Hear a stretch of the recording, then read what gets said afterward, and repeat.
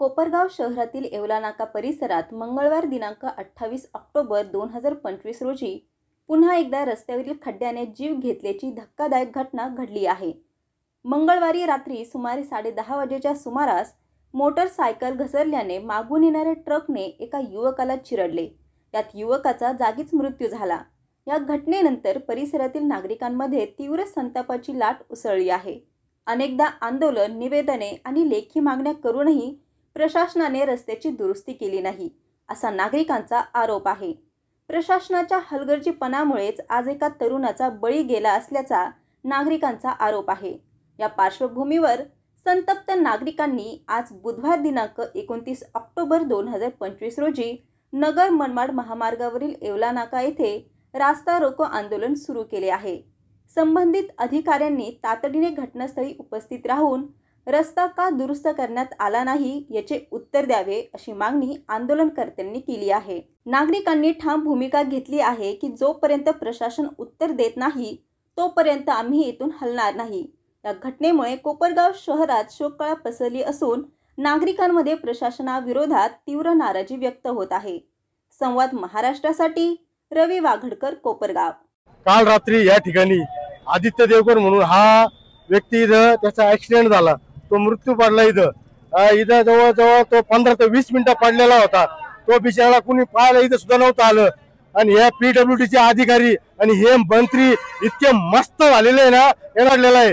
मी तर म्हणतो हे मंत्री रोडवर दिसले ना, याला गाडीतून ओढून मारल्याशिवाय राहणार नाही। नाही झालं या मंत्र्यांचं। अहो, हे अमित शहा येणार होते, त्या टायमाला आम्हाला अटक केली, तो फाला पोलीस स्टेशनला नेलं। आम्ही रस्त्यासाठीच भांडतो ना, रस्त्यासाठीच भांडत होतो आम्ही। यांना काही समजत नाही का? हे मंत्री पुणतांबा फाटा ते इथं संजीवनी कारखान्यावर येणार होते काय उद्घाटनाला।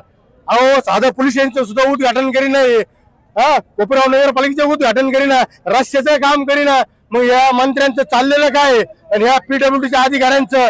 माझं एकच सांगणं आहे, जर तुम्ही या 2 दिवसाचा कार्यक्रम केला तर ठीक आहे, नाही तर 2 दिवसानंतर ना तुमच्या दालनात आहे ना हातोडा घातल्याशिवाय राहणार नाही। जय हिंद, जय महाराष्ट्र। प्रतिष्ठानचा सभासद आधी काल रात्री या रोडून चालला असताना एक ट्रकवाल्याने उडून दिलं आणि त्याचा दुर्दैवी मृत्यू झाला। ही रात्रीची घटना होती। सकाळी सगळ्यांना जसं जसं कळत चाललं, मी सकाळी त्या शेख साहेब म्हणून कोण इथले रोडचे कामाचे, त्यांना विचारलं आता कोण मारायचे बाकी ठेवते, तेव्हा मी गाडी भरून पाठवतो म्हणजे लाईट कोणाच्या ताब्यात आहे?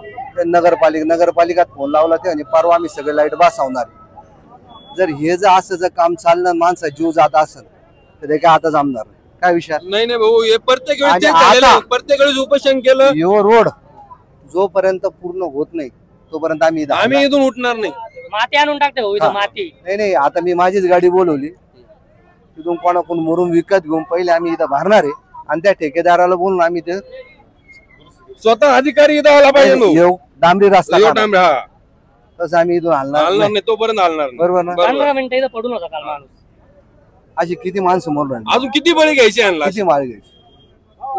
काल नगर मनमाड हायवेवर कोपरगाव शहरात येणाऱ्या रस्त्यावर बजाजच्या शोरूमच्या समोर हा खड्डा, एवढा मोठा खड्डा आहे, बऱ्याच वर्षापासून आहे। बऱ्याच समाजसेवकांनी, पक्षाच्या कार्यकर्त्यांनी आंदोलन केली।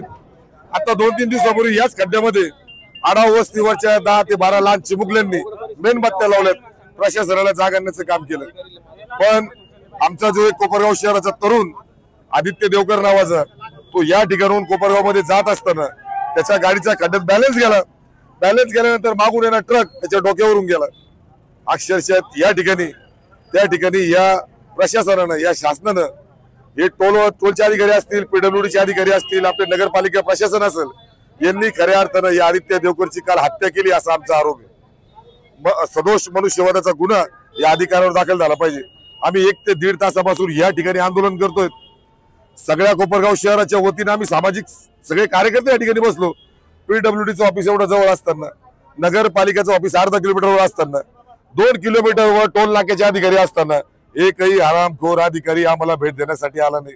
जर तुमच्या घरातला, तुमची बायको असेल, तुमची आई असेल, तुमचा मुलगा असेल, तुमची मुलगी असेल, या खड्ड्यात जर ती मृत्यू पडली असती, तिचा जर बळी गेला असता, लगेच मी तर म्हणतो अर्ध्या तासाच्या आत हे खड्डा दुरुस्त झाला असतं. मग आदित्य देवकर सारखे तरुण तुमच्या घरातले नाही का, ते माणसं नाही का, तुम्ही आरामखोरी बंद करा. तर ह्या खड्ड्याच्या दुरुस्तीसाठी डागडुजीसाठी आम्ही या ठिकाणी बसलो होतो, पण अजून कोणी अधिकारी आले नाही. पोलीस प्रशासनाच्या विनंतीला आम्ही अर्धा तास मान दिलं. अर्धा तासाच्या आत खड्ड्याचे डागडुजी करण्यासाठी जर कोणी कर्मचारी आले नाही, कोणी अधिकारी आले नाही, तर आम्ही अर्धा तासाने पुन्हा या ठिकाणी आंदोलनाला बसणार आहे. मग जोपर्यंत कलेक्टर येत नाही तोपर्यंत आम्ही या ठिकाणी उठणार नाही. लवकर डागडुजीकरण केलं तर 100% आम्ही या ठिकाणी आंदोलन मागे घेऊ. पण जर हे खड्डा दुरुस्त झालं नाही, आमचं आंदोलन आता चालू होईल. या खड्ड्यात बसून आम्ही इथून हटणार नाही. जय हिंद, जय महाराष्ट्र, जय संविधान. आमची एकच मागणी आहे, या पीडब्ल्यूडीच्या अधिकाऱ्यावर, या टोल अधिकाऱ्यावर आणि सीओवर मनुष्यवादाचा गुन्हा दाखल झाला पाहिजे. आतापर्यंत अनेक निवेदन दिले. या रोडच्या ठेकेदारावर, तो कोणता तो जो आहे तो रुपनर, त्याचा मॅनेजर तो यादव, तो पीडब्ल्यूडीचा तो अभियंता आणि तो सीओ साहेब, या तिघा चौघावर मनुष्यवादाचा गुन्हा दाखल झाला पाहिजे. ही आमची सगळ्यात प्रमुख मागणी राहणार आहे. तोपर्यंत हे आंदोलन मागे घेतले जाणार नाही.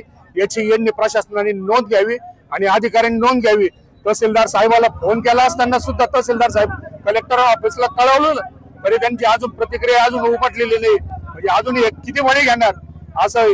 उद्या असं नको व्हायला का आम्हाला तहसीलदारांना सुद्धा प्रतिवादी करायला. याच्यामध्ये आमची अशी मागणी राहील का या सगळ्या अधिकाऱ्यावर, या भ्रष्ट अधिकाऱ्यांवर हे गुन्हे दाखल झालेच पाहिजे. जय हिंद, जय महाराष्ट्र.